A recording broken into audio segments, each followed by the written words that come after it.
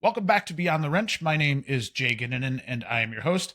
Today, I'm joined by my good friend Marco Zwanenburg, an industry veteran with decades of experience who's now focused on helping technicians and shop leaders think differently about performance, mindset, and growth. Marco is known for challenging conventional thinking and pushing conversations that help move both technicians and shops forward. I've been looking forward to this one for a long time, Marco. We have tried to do this for a long time and finally getting some time to do it, but it's unfortunate as to why we have the time to do this. What happened to your hand? Well, let's just say help. I'd fallen, but I could get up. So, no, literally, I fell in my backyard, and I had ended up with multiple fractures in my distal radial. Oh, Oops. that's not a good way to get time off. No, no. There's better ways. Trust me. There's better ways. Well, as you're finally having a little time in the schedule to hop on and talk, I did want to start with maybe a few different stories about you. We'll get into your background once we get through these, but we Sure. were able to meet through the TEDx Fixed Ops Roundtable. I think was that the very first event in New York City. That was the inaugural event. Shortly after Ted and I met for lunch in Orlando, and we came up with this, and I kind of forced his hand, as he will tell you, to do this. And so we had it in the Seagram's building in his office. It was May of 19. So Crazy. we've known each other for a while, Jay. But yes, we were there for the inaugural roundtable. I joke with Ted on how cool that was. One, so that's not the joke, but the joke was more of, or just kind of looking back and laughing a little bit, how many people were in that small conference room. We had people in every square inch of that conference room, and I'll never forget, there was a lot of enthusiasm in that room, and the folks that were kind of managing the office space coming in and saying, "Hey, could you guys keep it down in there?" I think there were multiple times where they kept coming over and telling us to be a little quieter.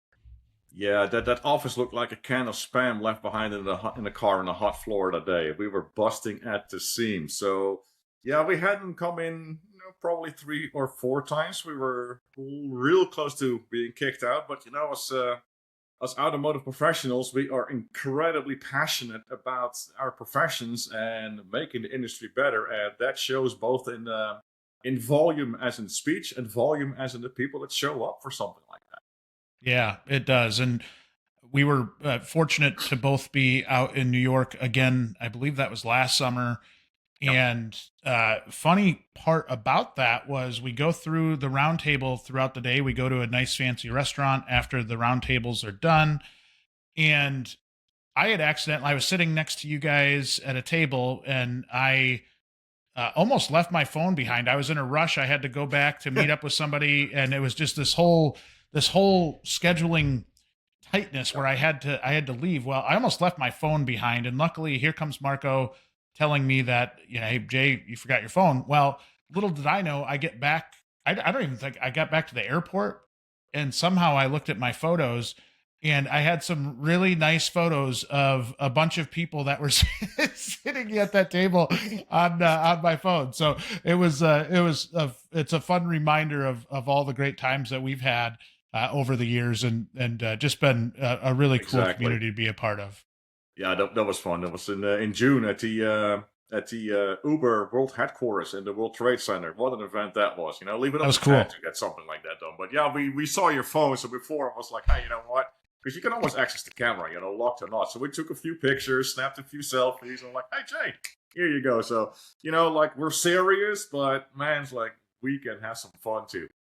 Yeah. Well, as we're going through all of this, I think the one thing that I respect the most about you has been your ability to have that technician voice in a crowd of people that maybe aren't technicians, right? But really, Right. really all have it in their best interest to make the lives of technicians better.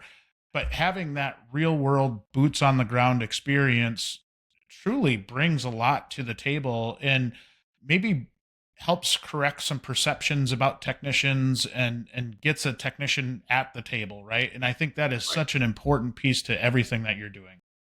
Well, thank you, Nate. I really appreciate you saying that. But likewise, like you have been at the forefront of technicians in the recruiting part of it at first with with Find a Wrench, and now what you're doing with your podcast and just working with ASE and local colleges, etc. So I think we're both, attacking the same problem from different angles, and here we are, collaborating on that again. So, but I think that it's, Ted calls me the golden voice of the technician or technicians to the stars. I had a rough time in the beginning when Ted asked me to be part of this. It's like, dude, I'm just a technician. It's like, no one's going to want to listen to me.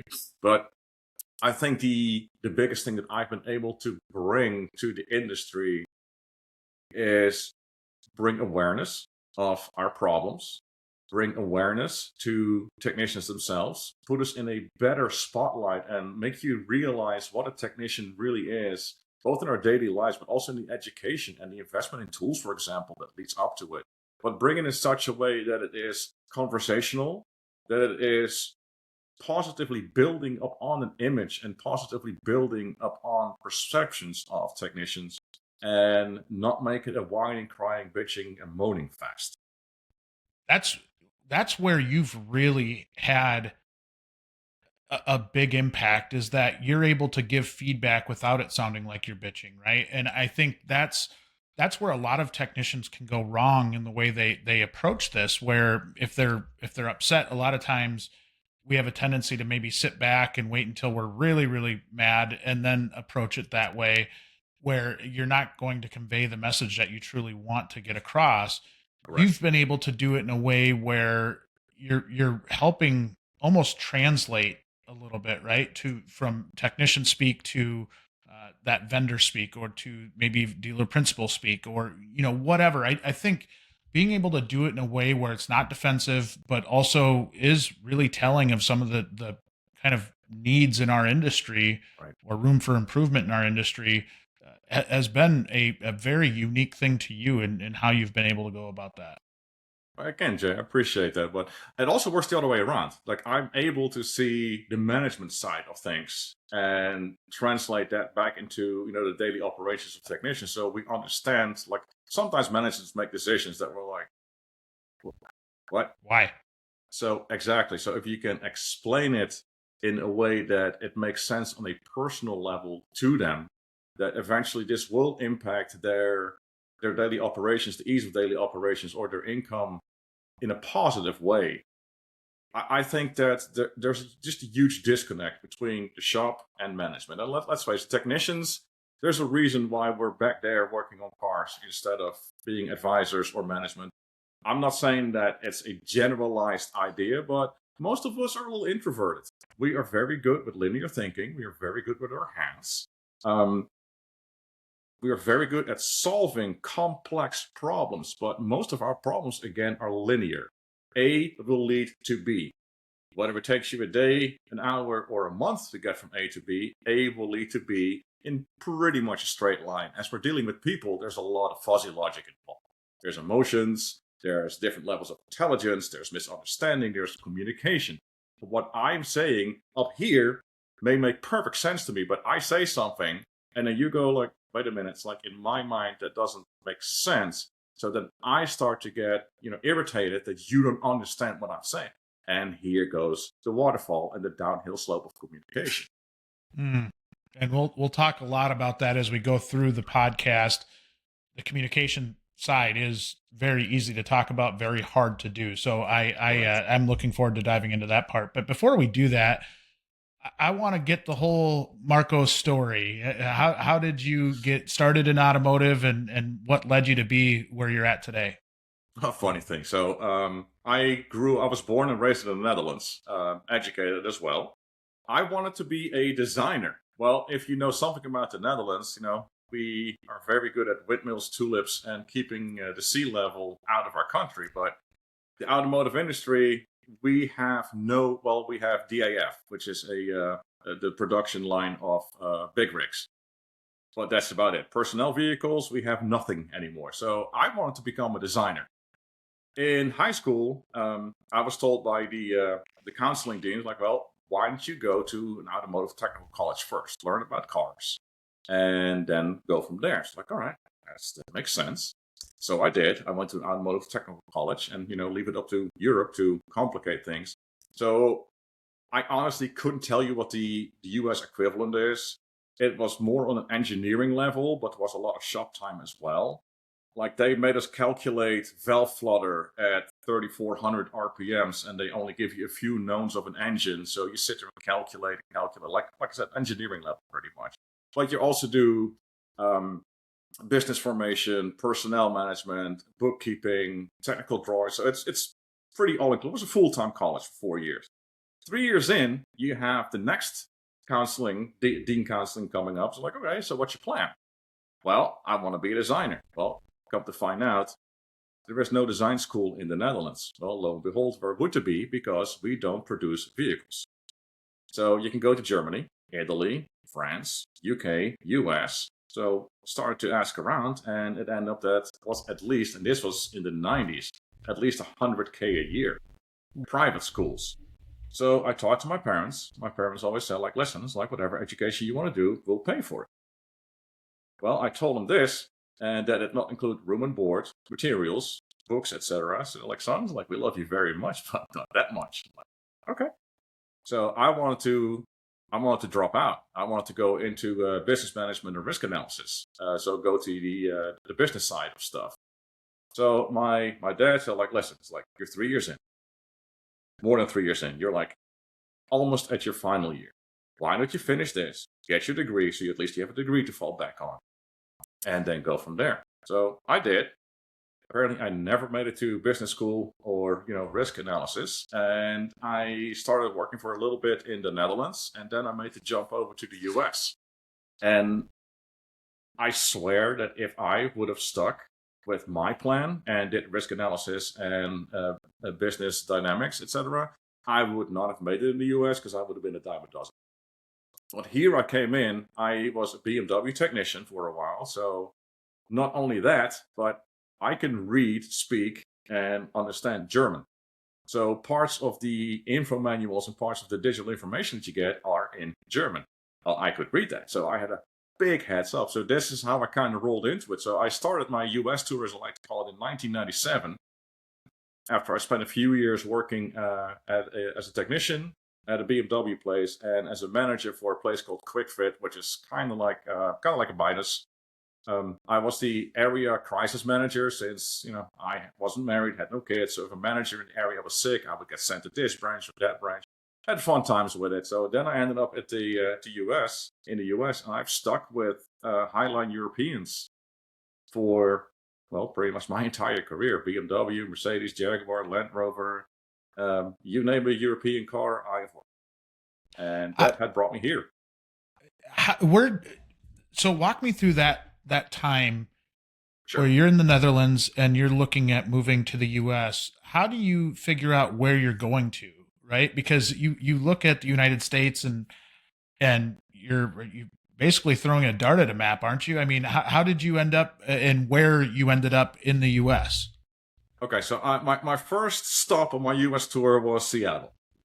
I looked at the map, I looked at the globe, because back then we still had those globes that you could spin, and we had real paper maps, because yes, kids, Google, I'm older than Google.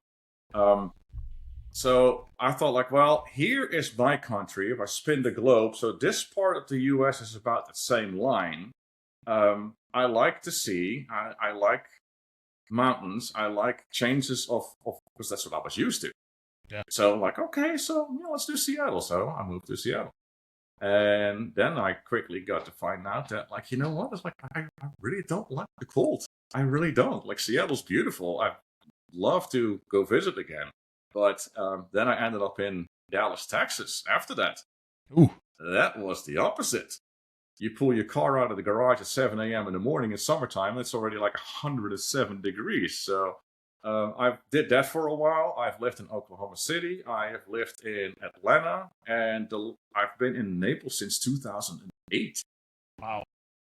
That's That is really fascinating to go basically all the way across the country from where you started, right? Right. About as far away as you possibly could from where you initially started. And it's interesting because I've really not known you other than being in Naples, right? Where Right. Yeah. you're the entire time I've known you have been there. But what a journey! The other question I was going to ask off of that is, you had probably a lot different educational experience than what we have in the United States. I'm interested to see, are there things that we could learn from that education system and how you were brought up versus what we traditionally do in the US? That's a tough question because you have to think about it too. Like I was done with college mid 90s, Yeah, so I'm sure that and it's changed a lot.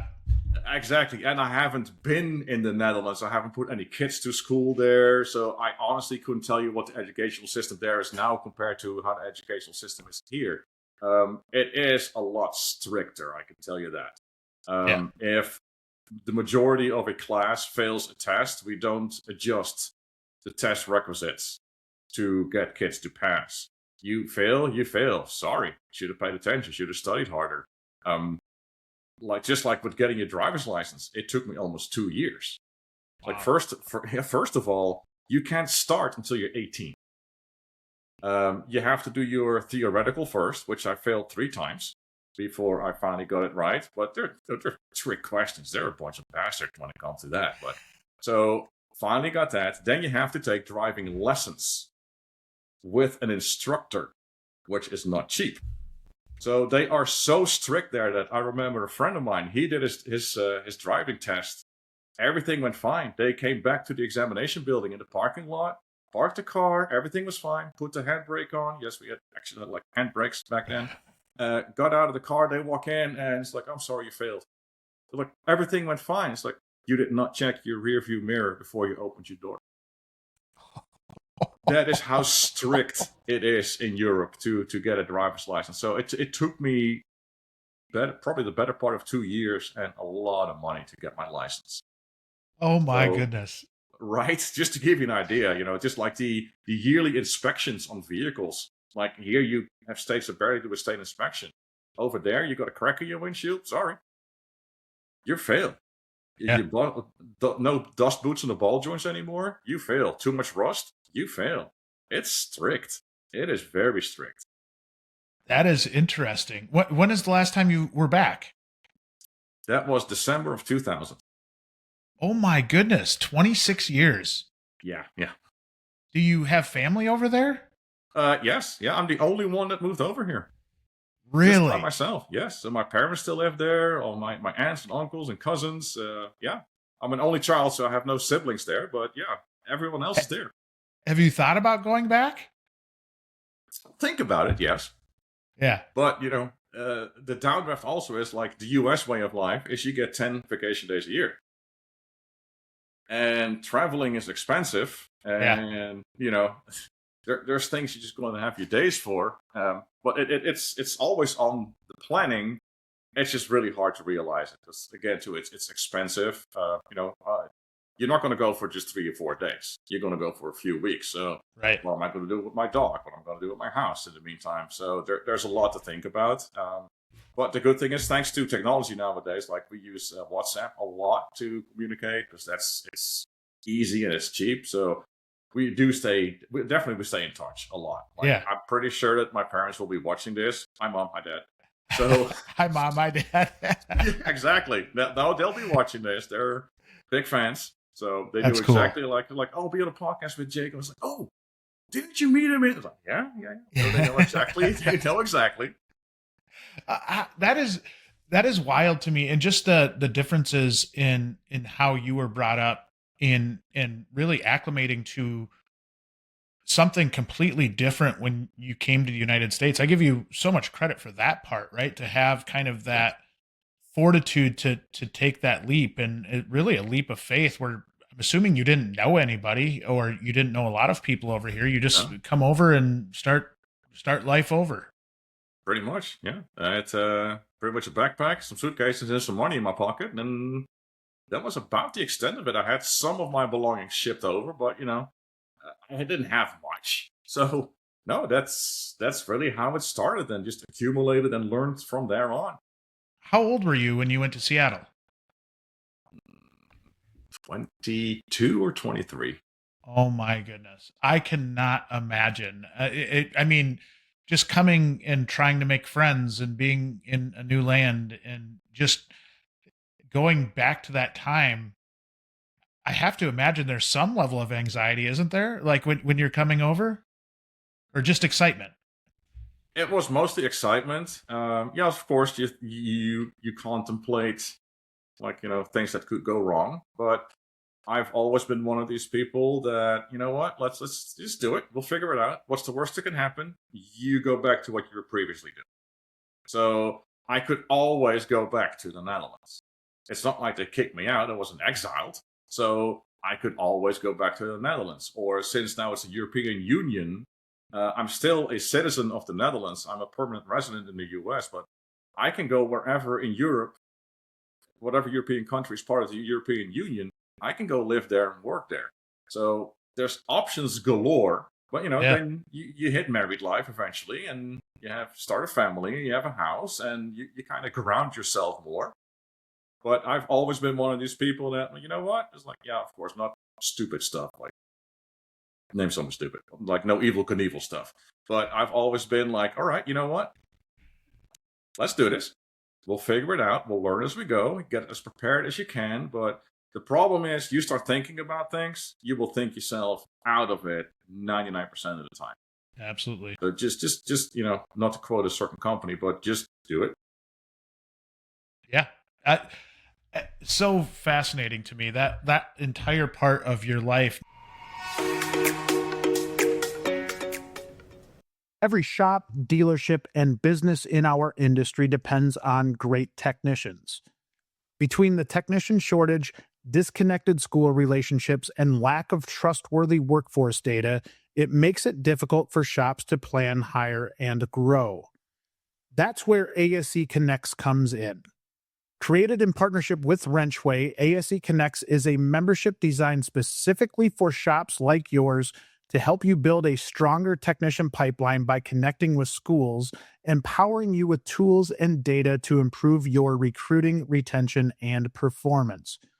With ASE Connects, you can connect with local schools through School Assist, start building relationships, and support the programs that educate our future technicians. You can also access verified data on technician pay, benefits, and labor rates through the Industry Data Exchange so you know how your shop compares locally and nationally. Lastly, you can get proven strategies for leadership, employee development, and shop management through members-only guides, templates, and events. Join ASE Connects to strengthen your workforce and build a stronger, smarter shop. Learn more at wrenchway.com/solutions/shops or follow the link in the show notes. Now, as you get into working on cars, how did that go? Like, did it come pretty natural to you? Did it take you some time to kind of work up your skill level? Like, how did that look? Well, of course, you have to work up your skill level of things that I am able to do now, pretty much with, no pun intended, one hand tied behind my back. But it takes time to acquire the knowledge, the skills, the muscle memory, and the mind memory on, especially with repetitive jobs that you do quite a lot. But you can't get complacent on that. Don't give yourself an ego, because you will run into something that you've seen 100 times, and the 101st time you're like, oh, I know this, and you do your usual diagnosis and repair, and it didn't fix it. Something else. So always be humble about your knowledge. Always be humble about your experience. But yeah, it takes time, and of course, there's the collection of tools along the way too. You start off cheap. You use the big box tools, etc.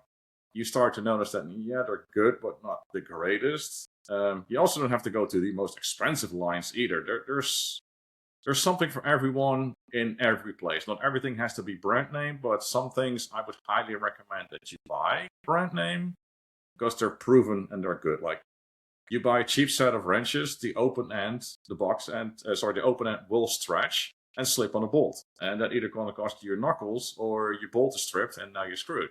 So, like everything, it takes time to build the experience. And that's why I've always stayed with the European vehicles, because mostly German. They're pretty equal in how they're put together. But the one thing that the Germans have, especially like working with Mercedes for a dozen years, their diagnostic capabilities, their wiring diagrams, their component locators, and their work instructions are fabulous. Absolutely fabulous. They put as much thought into that as in the actual car. And that's a different perspective in general too, because I think a lot of times you'll come up. I remember going to tech school and you almost get horror stories about trying to diagnose European cars, because if you had that advantage with being able to read German, and I Right. think a lot of us that grew up here really didn't have that. I think being able to look at a schematic and understand how they've put that together, it is such a huge advantage for you coming up in the industry and understanding how things are put together that way. Whereas Right. a lot of the folks in the US, if they're not brought up with that, will just look at that and say, well, that's really complicated, or that's really hard to understand.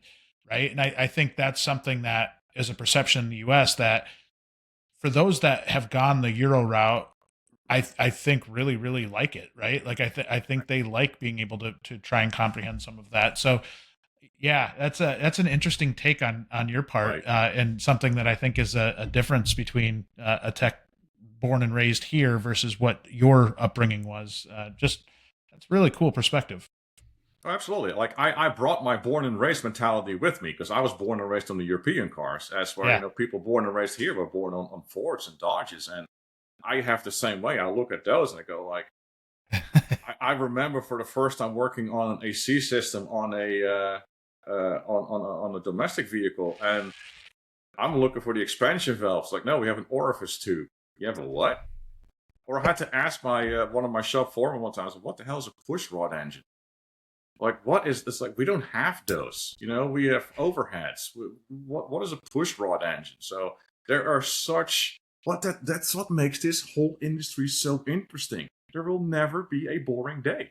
no, Absolutely never be a boring day. Whether you work at a one brand OEM dealership, or you work at an independent store and work pretty much on anything that has either wheels or a motor, there is never a boring day. You will forever be challenged. You're learning every day. You come across something new every day. That's such a fantastic aspect of this industry.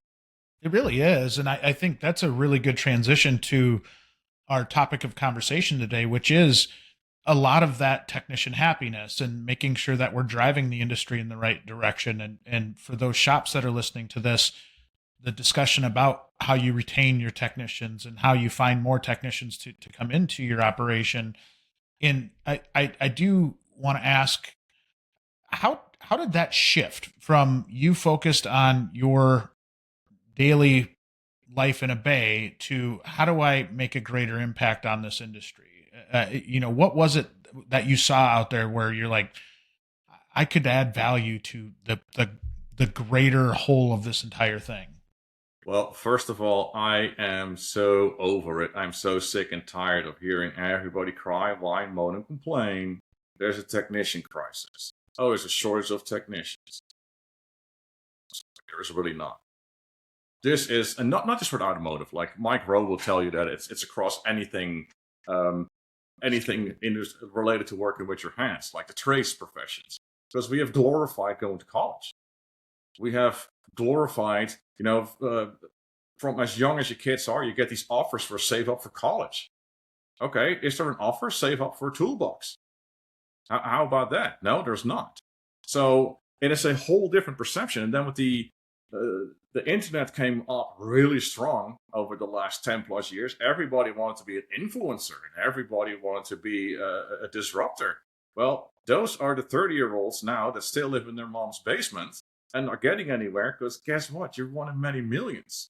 But technicians, whether they work on escalators, big rigs, combines, or cars, we are needed. We're not we're not a luxury. We are a must.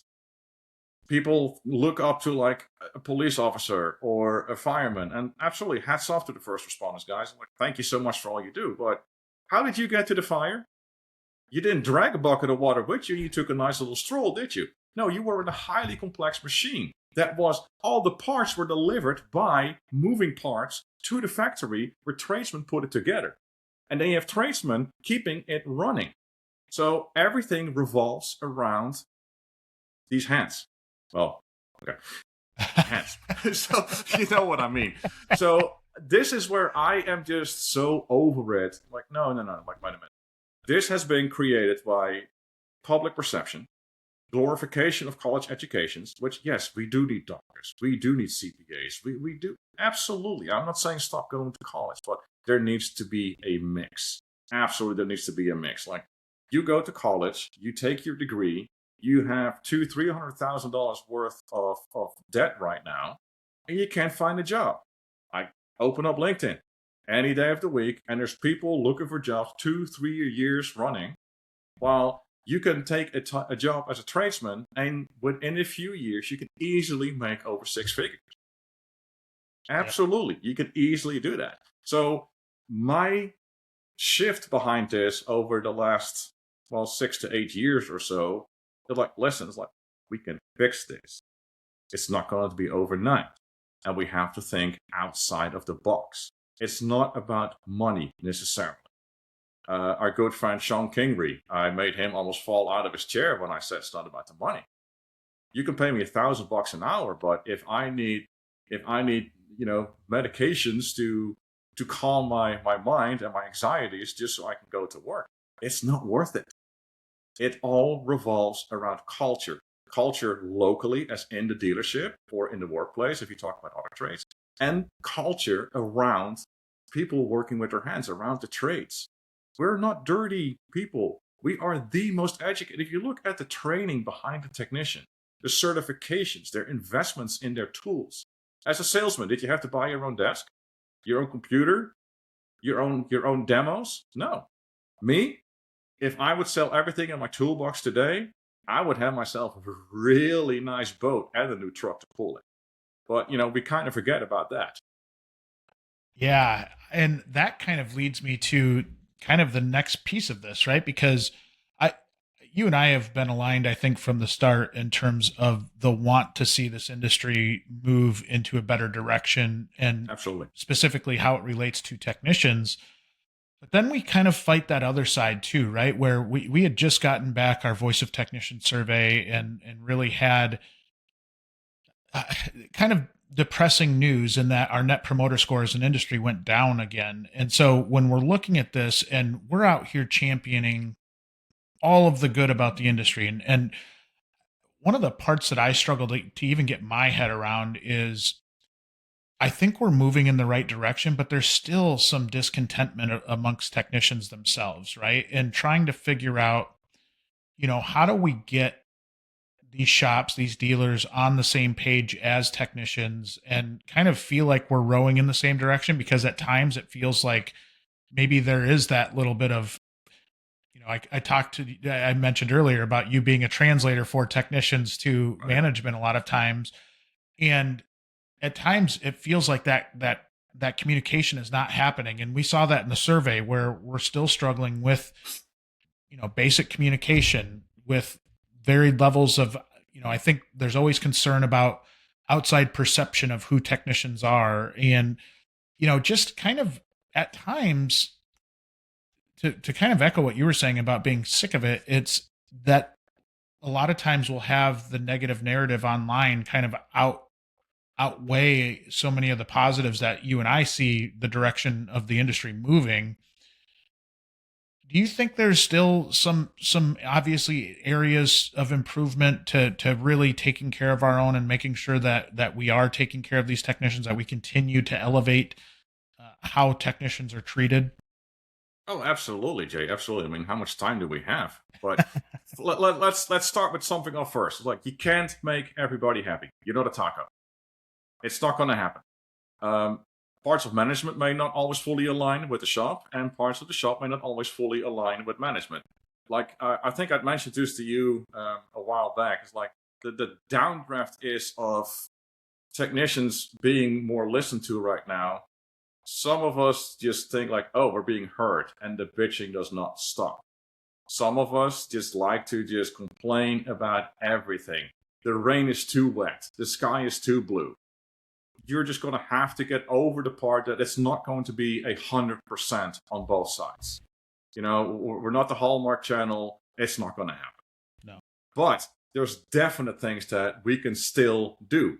It also involves the technicians themselves kind of accepting, like, you know what, this is the role I chose. This is my work.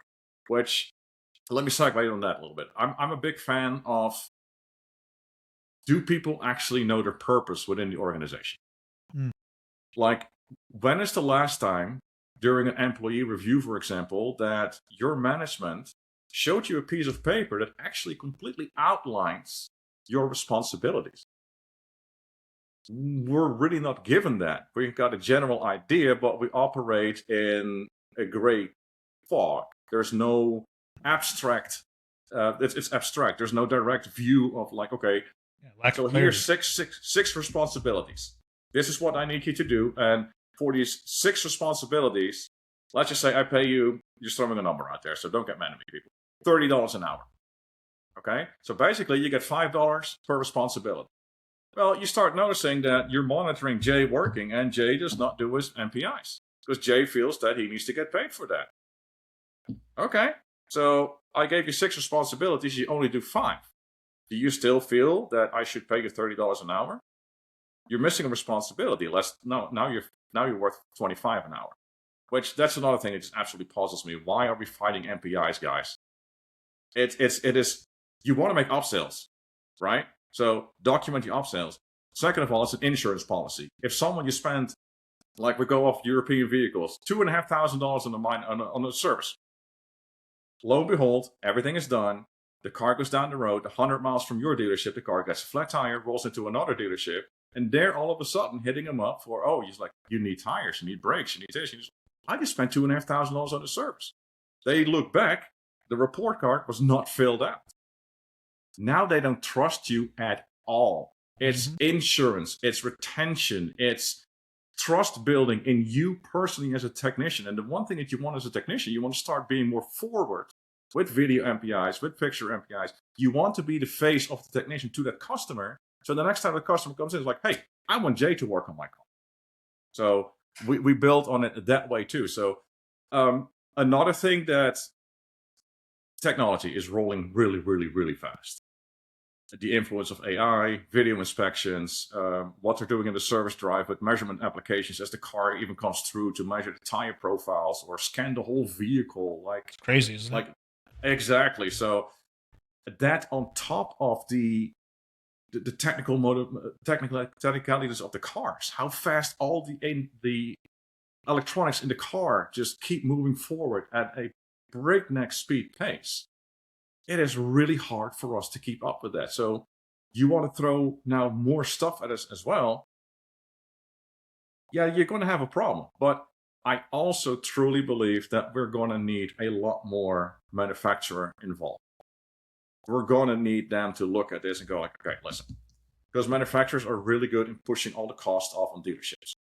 Yeah. So what are dealerships doing? They have a lot of unapplied labor because they still want to keep their technicians happy. So a warranty job pays 0.9, but I'd like to see someone do it in 0.9. So it takes even a good technician, say, an hour and a half. Well, that good technician is not like, dude, like what the? So the dealership, to keep these people happy, they come up with 0.6. Well, that's 0.6 of unapplied labor times, if it's a recall, times how many technicians, times how many jobs. So I truly believe that at the end of the day, it is incredibly important for the manufacturers to realize that, yes, we're all franchise dealers. I understand. We all operate under different laws and rules and regulations from state to state, and then whoever owns the dealership throws their own bunch load of stipulations on top of it. But as an OEM, you have to understand that the dealership, the technicians, we are the ambassadors of your brand. We will, they say, like, variable ops will sell the first car, Fixed ops will sell the next 9, 10, 12. So it is very important that we get more involvement from the manufacturers, that they really start to realize that we are a necessity in your machine of brand recognition, brand loyalty, and revenue. So many things I could pull out of there, right? And the very first one I want to talk about was the part where you're talking about clarity in role or clarity in expectation of a technician, because you're absolutely right. Excuse me, absolutely right in that. I think a lot of times we bring a technician on and we put them into the, the buckets. If you're A, B, C, or master, you're putting technicians into buckets. But without that lack of clarity, it really becomes go to your stall. We'll dispatch you appointments, and you're going to fulfill these appointments. When you look at that, and from your, maybe you have the technician goggles on now, or the technician hat on now, of what are you looking for in that clarity of my responsibilities? Because it really can be easy of, okay, I'm expected to diagnose these cars. I'm expected to, do these inspections. When you're breaking down the clarity of a role, what helps a technician understand, or what takes it to the level where you do get on the same page and you can provide that clarity from a management perspective? I think that first of all, we are absolute champions in completely ghosting people when it comes to onboarding. Like you said, we're like all bells and whistles when it comes down to the hiring process. Golden mountains are being promised, and then when they come walking into the shop, it's like, yeah, there's your toolbox. There's parts. The advisors are over there. So yeah, here's your first ticket. Good. Okay, now what? But can we be clear on what does a typical day look like? How does the workflow here go? Do we spend the mornings diagnosing and the afternoons repairing? Or do we spend Monday and Tuesday diagnosing and then the rest of the week repairing? How do we build the days? Does dispatch or a shop foreman decide how the day is structured?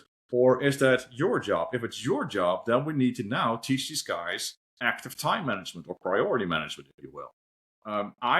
The way I handle a car, like I have a car come in, let's say it's got a campaign, which is software, so no parts needed, a service, a complaint about vibration in tires. The car's in warranty, but out of the warranty for the tires, so it's customer pay. And then it's got a warranty complaint on it for, let's say, a check engine light. I pull this car in, I do my MPI, I get my quotes together, and I diagnose the vehicle. Once that is done, car's out of my bay. Not until I have an okay from the customer will I pull it back in and actually make sure that I have all the parts ready, that have been ordered, etc. So now that opens me up for the next one. This is one of the ways to do it. The only downdraft of that is if this is on a Monday, so I spent Monday and Tuesday doing that. Come Wednesday, Thursday, now all of a sudden, parts are starting to show up. I get the okay, so now I'm being backlogged. So we need to also look at it from a scheduling point of view. If that's the way your shop rolls, schedule lighter for mid to end of the week. That way, you don't have to push people off like, oh, we still haven't gotten to your car. It's like, I dropped it off Tuesday. Well, we still haven't gotten to it, sorry. Because we don't want to do that either. So I think a clear structure of how the shop operates would be fantastic. Also, let them know what days do the tool trucks show up. There's an idea. What day do the tool trucks show up? What is the average time for getting parts? Do you request parts electronically through some sort of MPI product that you use on your computer? Do you actually walk into parts and handwritten on the back of the RO is what you want? Do they bring the parts out to you? Will they be delivered to you? Will I be kept updated on whether or not a part is ordered and or back ordered? All important information to have. How do I communicate with the advisor? Is it electronically through in-house email or, again, an MPI program? Do I go see the advisor? It's things like that. There's so much to a workday of a technician which often than not we miss informing. So now I'm standing there losing time looking around like, okay, what is that? Even as a seasoned technician, when I started at Naples Luxury Imports, first of all, I switched brands. I went from, German vehicles, Mercedes-Benz for 12 years, for crying out loud, to Jaguar and Land Rover. Well, the shop foreman told me one thing. It's like, forget everything you know. Man, did that apply. When it comes to diagnostic, JLR is in the Stone Age compared to Mercedes-Benz. So everything is different on these cars. The way they're built, the way they're put together, the way the diagnostics are, the warranty compliance, all that sort of fun stuff is completely different. But I was able to wrap my mind around it and get it going. But my point is that I came in as a seasoned technician, new to the brand, but I knew what I was doing. But even I had trouble understanding for the first week or so exactly how do we roll here. So write it down. Make it you can hand this out to all new technicians. Make it a good flow chart of like, hey, this, and this. Give the information of the parts on it. How we do things. Have them just walk around or be guided by the shop foreman or an appointed person in the shop to structure their work days instead of just going like, hey, here's a bay, here's a car. Let me know when you need something. You're spot on. I think that is an area for improvement for most dealerships, most shops in general. I think we assume too much. I've been guilty of this, that when you onboard somebody, that they're going to get the hang of it and that it's going to come along. But I think we forget how awkward that first day is in general, that first week is in any job. When you go to a new position, your first time meeting a lot of the people, and you're just, maybe even nervous to ask a question, even if you've been around for a long time. Yep. Where is this specific special tool at? Where, talking, even you were talking through process. That's another one that comes to mind. Like, what is the process for special tools? Am I needing to check them out? Can I just go grab one off the shelf? You're absolutely right in having not only, I think, the proper onboarding, but just a general guidance to how the shop operates, and an understanding there would help so many technicians, so many shops out, and cutting some of that friction out of that initial part of being a part of your team. And as you're talking, I'm like, my goodness, there's so many things that I've done over the years where I wish I would have done them differently, just based on this conversation, because you're absolutely right. You're 100% right. Well, it's unfortunate, but it's like I said, it's things that you look at on hindsight. So if we can step in and make it current, because let's not forget one thing. As the whole automotive industry combined, we are extremely good at being reactive. Proactive is something that we have never heard of. Like, everybody's now ranting and raving about the mobile service. Oh my God, we're acting like we have like we pulled the sword out of the rock.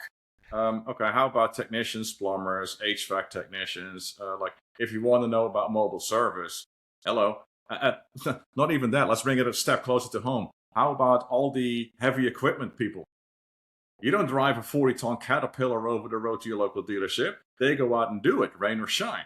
But now we're like, oh my God, it's like, this is, wow. Awesome, guys. Awesome. Have you heard of the internet yet? Are we there? It is funny because I had quite a bit of my career spent in the equipment world, and we had remote technicians, and it worked great, right? They were very well equipped to do what it was that they did. Wow. And the funny part was, over time, I think you started to understand the difference between those techs that really enjoy being on the road, and it really was a different job altogether than like a technician in the shop, right? And so finding the right people that feel comfortable being out talking to customers, and having that pressure put on you when maybe there's a customer staring over your shoulder, and being able to do it in a clean way where you're not spilling oil all over the place, right? Like, there's just so many elements that go into it. But you're absolutely right. I think there are so many things we could do as an industry to take from other or learn from other industries and how they do it. Mobile service is a great one to look at. But there are other things in terms of, I know in over the years and as WrenchWay has evolved, is like you see things that maybe tech companies do for their employees that you can introduce and do simple stuff for your team that makes them feel appreciated. And just, I think I always kind of equate it to hearing Kobe Bryant talk about how he'd work with other superstar NBA players in learning a different move in an off season and really perfect it. But he was using that. I think the same analogy works for other industries in how we could look at other industries, identify what they're doing really good, and try to take elements of that to use it in our daily operation. So that's a solid point as well. Oh, absolutely, absolutely. Like, building on that, like I've said for many years that we need to look beyond financial rewards to motivate people, to retain people, and to attract people. Like probably about a week and a half ago, I saw this post on LinkedIn from this dealership a Lexus dealership in the Dallas area. They had invited the company Stretch Labs in to work with their technicians and technicians only. Well, we work with our bodies the entire time. Most of our time, like, we do not have, the big bulking. Well, some of us do. We're not done. Have the big muscles. We don't have the big frames. We're more of the calisthenics kind of people. We can extend humongous amounts of force with our arms stretched out, wrist turns outward, and having to turn it in because that's the way you have to reach to get to the bolt. But most of our time is spent like this. So this here is extremely tight. Like, for me to stretch like this, painful. So this company came in, worked with this dealership, and I was so intrigued by it because this is something that I have been hammering on for a long, long time. It's quality of life, not just for production, but for overall happiness of your people and being able to move still once they retire. So I actually reached out to the guy that did it from Stretch Labs, and I had a meeting with him last Friday, Mike Thornton from Stretch Labs. Fantastic conversation. I am 100% behind this. They are trying to roll out this program, and I've told them, like, how can I help? How can I help you do this? Because the way they approach this, because I asked them, for example, like, do you guys work with posture too? Do you correct? It's like, absolutely. When we see you working on a car, but we think that, anatomically wise, there could be a better posture for you, so you don't have to go like, like wider stance lowers you down. You don't have to, simple things like that. So dealerships who will start embracing those kind of concepts. Like, funny story, like my dealership, we have a local ice cream company called Scoops. Fantastic ice cream, nice place. They have an ice cream truck. Our GM has this ice cream truck stop by the shop, the dealerships, every third Thursday of the month, between 1 and 2. Everybody go get ice cream. It's just little things like that. Sounds so silly. You can ask you're familiar with Robert Michelaccio from the Carter Myers Automotive Group. Yeah. Well, years ago, I said something about cupcakes. How hard is it for you to remember a birthday or an anniversary date of your techs or your parts people? Let's not forget about the parts people, because they're in the same boat as we are. Probably even more, because we talk more about technicians than parts people.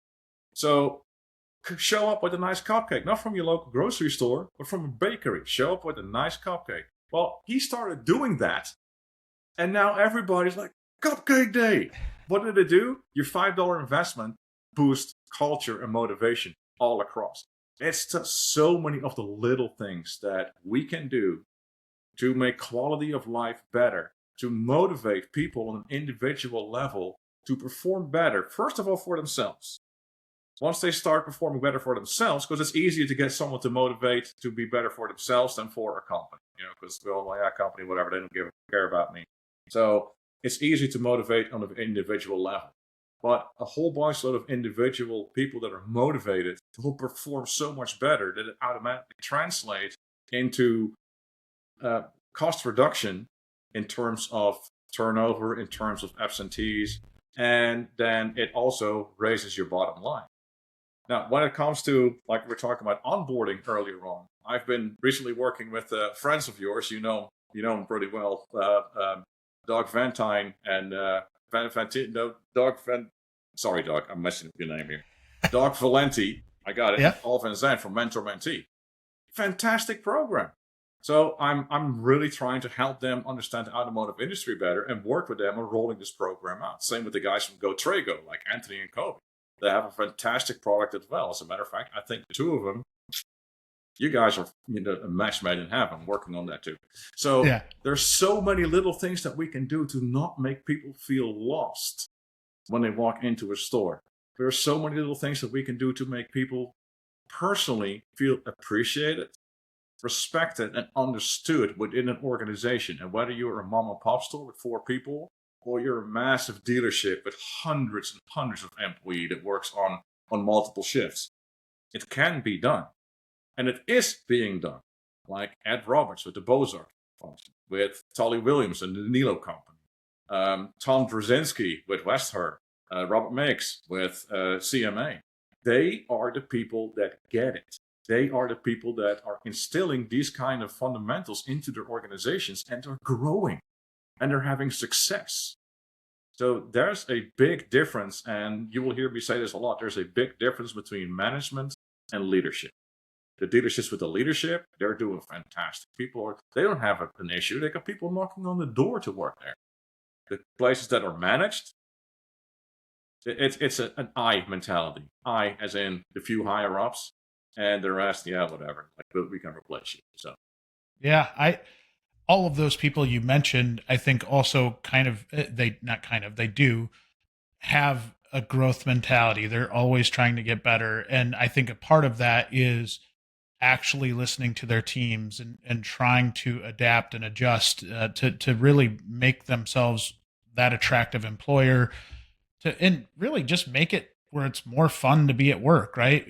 I think sometimes it's a bad word or has a bad connotation to like having fun at work, because it means that you're not doing as much work. But I think it's quite the opposite, right? I think if you enjoy going to work, you enjoy what you're doing, that it really can equal huge production, and it can equal greater satisfaction and just more comfort in being out in the shop. And the one thing I'd really like to really try to understand, and I think some of the way we're going with the ASE Connects project we're working on, is trying to get data, because I'd really like to understand how many techs, some of the disgruntled techs, do you not like working on cars, or do you not like the business that you're working for, and maybe some of the environment that you're in? Because I truly get the sense that even as cars get more complex, people still like working on cars. They like that. And going back to your earlier point about taking care of your body, I think we're getting more proactive in being able to take care of our bodies and eating right and drinking more water rather than soda, and like all the really, really simple things to take care of your body over time that will allow you to have a really nice retirement when it's all said and done. Right. My hope is that that technician that's out there is able to lift their grandkids later on in life, right? And play with them. I don't want them to go into retirement crippled. I want them to have really, really good lives. It does take technicians being open to maybe going through a yoga class. I know we had a guest on a couple of years ago, Andrew Batenhorst, who's on the collision side at a dealership in California. He was working with his technicians on yoga and trying to get them to loosen up. And to his credit, he didn't force it on everybody. He just kind of said, hey, if you're open to this is something that could help you with the extension of your career. But getting back to the initial point, having leadership that is open-minded, that does have that growth mindset, and actually cares. They don't just say they care, they actually care. I truly think that is what is really helping us make a shift in this industry. We need more people like that, right? We need more people to actually do things rather than talk about things. Right. And I think we're moving in the right direction. All of the people that you just mentioned are people that are very much moving it in the right direction. we just need to keep amplifying their voices, and hopefully the rest of the industry takes note. Well, the good thing is that leaders foster leaders. So the people that are currently working with the Tullys, with the Mixes, with the Toms and the Eds, they are fostering more leaders. The good thing also is that eventually, and it's happening every day, you see it, like dealerships that are being managed, they are going belly up. They're in trouble. They are being taken over, not all the time, but more often than not, they are being taken over by dealership groups that have leaderships. So eventually, not all of them, because you're always going to have, the big corporate places that, just have the resources to keep throwing money at a place. And it's more, to them, it's about selling the car, not the after the fact. But a fair amount of managed dealerships will be taken over by dealerships with leadership. Then the people that are being fostered under these people that we were just talking about will go to those dealerships. And in that case, they will foster more of the culture and they will foster more leaders. So it's kind of like, it's almost like a leadership epidemic, if you will, within the great way. It's really interesting to see this happen. Now, on your point about the disgruntled technician, and this is something that I'm concentrating on with my consulting route, is like, there's often more to the story than you think. It's not just work. If they are disgruntled, you got to dig a little deeper. You got to get into a little bit more of a personal level, which, as your employer, as the boss, you may be crossing HR grounds that you're not supposed to. While me, as a hired, contracted consultant, I am at a different route. We can actually uncover what is actually going on. Why does this person not feeling that the purpose is being fulfilled? What is the issue? And sometimes you'll find that it just can't be helped. Sometimes you find that sometimes you just have to cut your losses. And I find this hilarious how dealerships hold on to this one person that produces like 80 hours a week, but is a cancer to the shop. They hold on to him. Well, that, as a trickle-down effect, other technicians in the shop are like, oh yeah, sure, yeah, jayg gets the customer pay one again, and I'm stuck with. So the cancer is killing the culture. What they don't understand is, like, you fired that guy, you didn't lose 80 hours. You lost a negative equity on your culture. There's 3 other guys standing in place, ready to take on that work, eat it up, and produce a multitude of those 80 hours. So it's just puzzling to me as to why do we hold on to the we've always done it this way mentality. So dangerous. Let's move forward. Let's dig deeper. Let's get into the automotive industry is a people business. It's got nothing to do with cars. It's got nothing to do with parts. It is a people business. From your customer on the variable side, who is the same customer as the fixed op side. There's only one customer in your dealership. People learn that. There's one. But like with the mobile service, for example, the one thing that's important to these people is their time. They don't want to sit at your dealership for hours. It's their time. But it's a people business. You get these people to come in. You react to them. You actually cultivate a culture around being respectful of your customer's time, which then leads to culturing technicians in a positive way to handle whatever comes up in a timely manner. And that will all just foster, it will grow, it will become better and better and better. And before you know it, you have nothing but smiling faces standing around. Of course, idyllic, I know. But you will see there's a massive increase in just overall employee happiness, which you know how it is, Jay. You walk into a place where people are unhappy, you feel it. Oh, immediately. You walk into a place where people are respected and culture is good, man, you get this. Yeah, absolutely. No matter what business it is. I think that's a great point to end on. It is about the people, and there's so much value in that. In a world where we're so driven by a P&L and by KPIs, at the end of the day, it is about the people, because with that purpose, like you've talked about a lot of that stuff comes together naturally if you're driving the people side, right? And you're driving that employee happiness, and all of the things that you desire can still happen but you do need to really, really focus on those people, because that at the end of the day is what's going to make all of that other stuff happen and successful for you, without having the turnover, without having the bad culture and all of the negatives about our industry. And I think in general, you talked about it, the leadership side, the better leadership we have, the less disgruntled people we're going to have in our industry. And we just need to keep amplifying that, keep getting more leaders into the industry, and putting proper training in front of them. And not, we talked about onboarding for technicians. Some of that can be said for management too, right? Especially service management, where you get thrown into the fire and expected to know what to do. And so more mentorship on that side, and more ability to do exactly what you're set out to do, Marco, which is identify some of these problems and really hit them at their core, rather than try to dance around them. And everything that you're doing is really moving the industry in a positive direction. Well, thank you, Jay. I really appreciate it. And, we couldn't do it without people like you. We keep bringing it to the attention of people and the reach that you have and all the work you've been doing over the years. So keep it up, buddy. Appreciate you. Appreciate that, my friend. We do have our last set of fun questions. So non-business related questions that we've got to ask you. These are just fun ones. But the first question is, what was your first car? A 1984 Honda Prelude. Really? All right. Yep. That's a nice first car. Right? I bought it for $10. $10. Morning person or night owl? Well, that's a tough one. I wake up early. I'm probably more productive in the morning, but I do enjoy my leisure evening. So professionally morning, personally evening. Night owl, now come about 10 o'clock, I'm asleep. So probably morning, yes. I like that. A good piece of advice or best piece of advice you've ever received?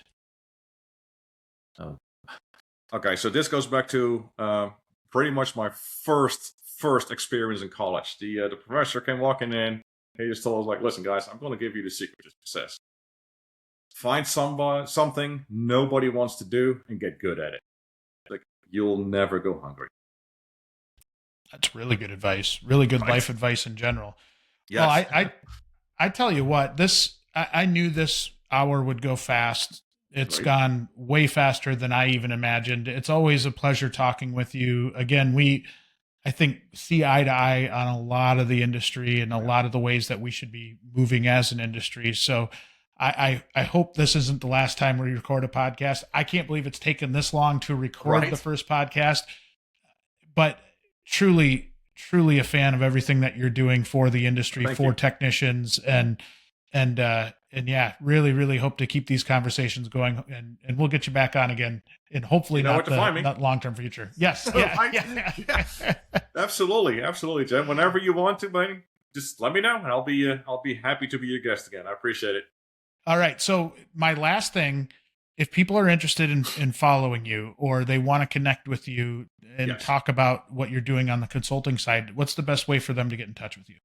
They can always find me on LinkedIn. You can't really miss me there. I'm one of the very few with this weird last name.